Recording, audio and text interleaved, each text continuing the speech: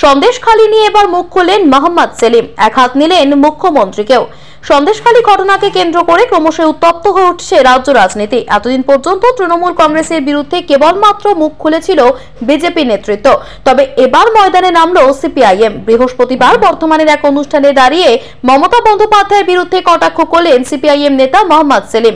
সন্দেশখালী প্রসঙ্গ টেনে তিনি বলেন, রাত্রিবাস হয়েছে ডিজির, এবার খুব শীঘ্রই দিদির রাত্রিবাস হবে।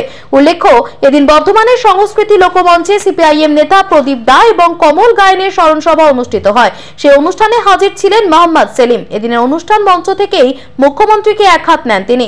উল্লেখ্য, ঘটনার সূত্রপাত রেশন দুর্নীতিকে কেন্দ্র করে। রেশন দুর্নীতির তদন্তে উত্তর 24 পরগনার চট্টগ্রাম সন্দেশখালীতে পৌঁছে গিয়েছিলেন ইডি আধিকারিকরা। সেখানে শেখ শাহজাহানের বাড়িতে যেতেই বাধে বিপত্তি। এরপর থেকেই বেপাত্তা সন্দেশখালীর বেতাজ বাদশা।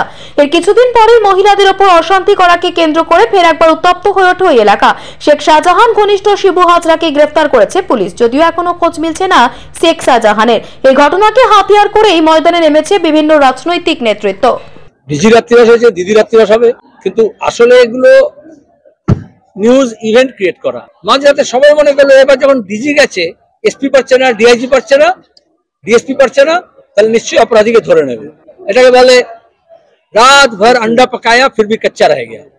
সকালে উঠে ডিজি বলছেন যে তোমার গিয়ে অপরাধীদের ক্ষমা করা হবে না, কিন্তু নাম বললেন না। সুতরাং ডিজি যদি মুখ্যমন্ত্রীর মুখ থেকে এক চোখ থেকে দেখে আর তার কাছে যদি শোনে, তাহলে কখনোই অপরাধের তদন্ত হবে না। এই মানুষগুলো অসহায় মানুষ আর অসহায় থাকবে না। তারা এখন ডান্ডা ধরেছে, এবার ডান্ডার মধ্যে লাল ঝান্ডা পুঁতবে এবং তারপরে তার হক অধিকার কেড়ে নেবে। এটা পুলিশকে বুঝতে হবে। আমরা চাই না মানুষ নিজের হাতে আইন তুলে নিক। যারা আইন রক্ষা করে তারা কেন তামাশা করছে, কেন অপরাধী হতে পারছে না? ইডি, সিবিআই, সিআইডি, পুলিশ সব এক লাইনে দাঁড়িয়ে গেছে। কেন্দ্র সরকার আর বিজেপির আর রাজ্য সরকার তৃণমূলের এক লাইনে দাঁড়িয়ে গেছে। ওরা এই সীমানা এলাকাগুলোতে এই অপরাধ তন্ত্রকে বাঁচিয়ে রাখতে চায়, কারণ প্রত্যেকটা স্মাগলিং এ দুজনের ভাগ আছে। গোটা দেশে বিজেপির মন্ত্রীরা, এমপিরা যেখানে যাবে, গোটা রাজ্যে তৃণমূলের এমপি মন্ত্রী যেখানে যাবে, আমরা বলবো সেখানেই মানুষ বিক্ষোভ দেখাবে। আসামির কাঠগড়ায় রাজ্যের পুলিশকে দাঁড় করাতে হবে। যেমন ভোটের সময় আমরা ভোট লুটের পরে প্রশাসনকে এবং পুলিশকে যেরকম আসামির কাঠগড়ায় দাঁড় করিয়েছিলাম, সেরকম আমাদের আইনজীবীদের বলবো যাতে দাঁড়িয়ে এই অপরাধ মনস্ক পুলিশদেরকে যাতে আসামির কাঠগড়ায় দাঁড় করায়। ইতিমধ্যেই তারা পুলিশের এবং রাজ্য সরকারের অতিথি হিসেবে আছে। যেমন নানা রকমের মাওবাদীরা যখন সারেন্ডার করছিল, তখন বলছিলাম, আমরা আগে থেকেই বলেছিলাম তাদেরকে মমতা ব্যানার্জি হেফাজতে রেখেছেন এবং একটা করে বার করছেন। এইভাবে এই সমস্ত অপরাধীরা এখন পুলিশি গেস্ট হাউসে আপাতত আছে পাহারায়।